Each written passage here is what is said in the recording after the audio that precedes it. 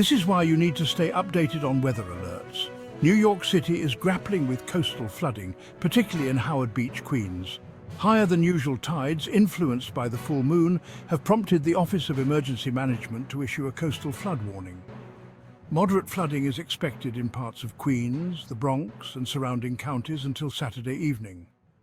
City officials warn that while tides are receding in some areas, they are expected to rise in the Bronx.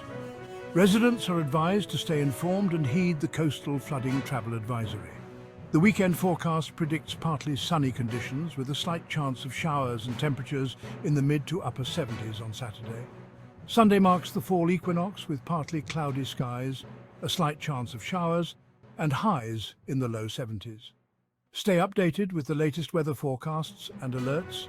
Stay safe, stay prepared.